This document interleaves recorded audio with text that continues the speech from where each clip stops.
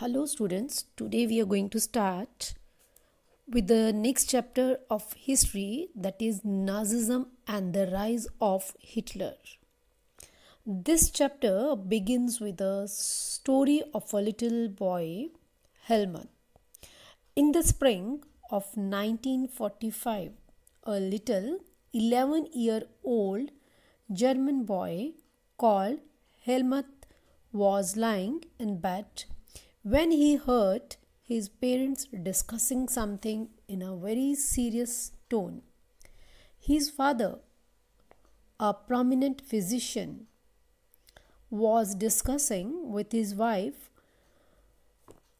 that whether the time had come to kill the entire family or if he should commit suicide alone. His father spoke about his fear of revenge, saying, "Now the Allies will do to us what we did to the crippled and Jews." The very next day, he took Helmut to the woods where they spent the last happy time together singing songs. Later, Helmut's father shot himself in his office. Helmut remembers that he saw his father's bloody uniform being burnt in the family fireplace. He was so shocked to see all this that he reacted by refusing to eat at home for the following 9 years. He was afraid that his mother might poison him. Although Helmut may not have realized all that it meant, his father had been a Nazi and a supporter of Adolf Hitler. Students, many of you might have heard about the Nazis and the Hitler, and you know about Hitler's determination to make Germany into a mighty power and his ambition of conquering all of Europe. He had also killed Jews. Now, let us try and understand what Nazism was all about. And let us also see why Helmut's father killed himself and what was the basis of his fear. In May 1945, Germany surrendered to the Allies. The Allies powers were initially the powers which were led by UK and France, and in 1941 they were joined by USSR and USA. So, as Germany has surrendered to the Allies, anticipating what was coming, Hitler, his propaganda minister Goebbels, and his entire family, they committed suicide collectively in his Berlin bunker in April. At the end of the war, an international military tribunal was set up to prosecute Nazi war criminals for crime against peace. Now, under the shadow of Second World War, Germany had waged a genocidal war. Here the word genocidal means killing on large scale, leading to destruction of large section of people. Now this war resulted in the mass murder of a selected groups of innocent civilians of Europe. Number of people were killed, including Jews, Gypsies, Germans, besides innumerable political opponents were also killed. Nazis, they devised different means of killing people, that is, by gassing them in various killing centers like Auschwitz. The Nuremberg tribunal sentenced only 11 leading Nazis to death.